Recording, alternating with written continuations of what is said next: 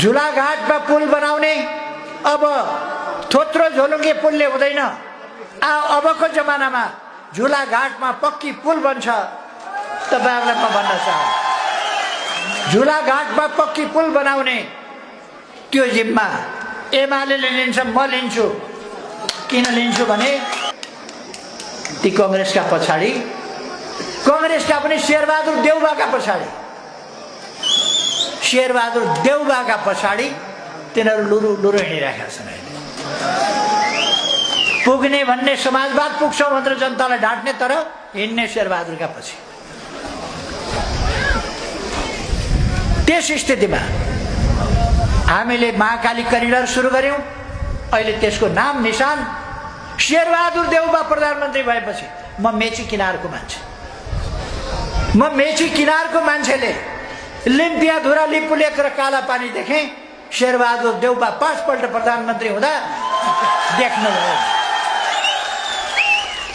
म मेची नगर, मेचीको बगरको मान्छे, महाकालीको मैले यहाँको पुल देख्छु, मैले झुलाघाटको पुल देख्छु, शेरबहादुर देउबा देख्नुहुन्न। त्यसैगरी महाकाली करिडर हामीले अगाडि बढाएका छौं, सुरु गरेका छौं र त्यो करिडर अब हामी तयार गरेर अगाडि बढाउँछौं। पक्की बाटो महाकाली करिडरले कम से कम अत्यन्तै सुविधा साथ दार्चुला बजारसम्म पक्की बाटो जान्छ। त्यो कुरा म तपाईहरुलाई भन्न चाहन्छु। यहाँ फस्फोराइड कारखाना, यहाँ माइन, यो उद्योग, यहाँको खनिज पदार्थको खानी, त्यसको उत्खनन गर्ने र त्यसको प्रशोधन गर्ने, त्यसलाई विकास गर्ने, यस सम्बन्धमा हाम्रो सरकारको समयमा माननीय लेखराज भट्टले धेरै यसमा अगुवाई लिनुभएको थियो मन्त्री हुँदा। माननीय दामोदर भण्डारीले यी कुराहरूका सम्बन्धमा अगुवाई गर्नुभएको थियो। तर कतिपय कुराहरू हामीले प्रक्रिया अगाडि बढाउँदा बढाउँदै सरकार परिवर्तन गर्ने, सरकारलाई काम गर्न नदिने, अनेक प्रकारका तपाईहरुलाई थाहा छ मधुकैटभहरू कति उफ्रेका थिए। अब मधुकैटभको जमाना गयो, ती बाहिर भइसके। सुदूर पश्चिमलाई विकासको बाटोमा अगाडि बढाइनेछ। राजनीतिक दाउपेचको कुरा होइन, जनतालाई विकास चाहिएको छ, नचाहिने कुरा होइन, चाहिने कुरा चाहिएको छ। डडेलधुरामा मेडिकल कलेज, कहाँबाट मेडिकल कलेज बेला भएको छ।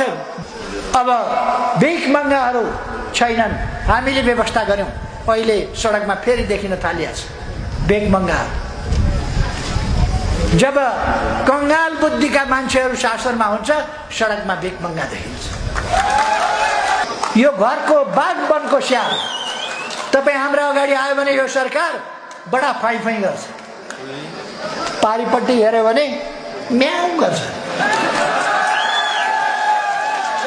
यो म्याउवाला घरमा आयो भने फाइ फाइ गर्ने, जनतालाई दमन गर्ने, प्रधान न्यायाधीशलाई घरैमा गएर बिना कारण प्रधान न्यायाधीशलाई नजरबन्दमा राखो, कुनै कारण छैन। प्रधान न्यायाधीशकी छोरी घरबाट बाहिर निस्किन खोज्दा गिरफ्तार गरेर लगेर दिनभरि थुनेर बेलुका छोड्यो। यो भन्दा अराजक, अलोकतान्त्रिक, स्वेच्छाचारी, तानाशाही, अधिनायकवादी सरकार के हुन्छ? मनपरितन्त्रको पनि हद हुन्छ नि। यो त्यस्तो चाहिँ सरकार हो। बाहिर गयो भने 3 घाम सुकाएको कर्कलो जस्तो, घरमा आयो भने के न हो कि जस्तो। त्यसकारण यस्तो सरकारबाट देशको काम हुँदैन। देशलाई विकास गर्नु छ, अब डिजिटल नेपालमा पुर्याउनु छ, हाम्रा बालबालिकालाई कम्प्युटराइज आधुनिक शिक्षा सिकाउनु छ, प्राविधिक क्याम्पसहरू खोल्नु छ, भएकाहरूलाई स्तरोन्नति गर्नु छ। ती कामहरू अरू कसैले गर्न सक्दैन, एमालेले गर्छ। कृषिको आधुनिकीकरण गर्नु छ, यी हाम्रा उर्वर पहाडहरू, हरिया पहाडहरूलाई त्यसै अनुसारको फलदायी पैसाको खानी बनाउनु पर्नेछ। यी पहाडहरूलाई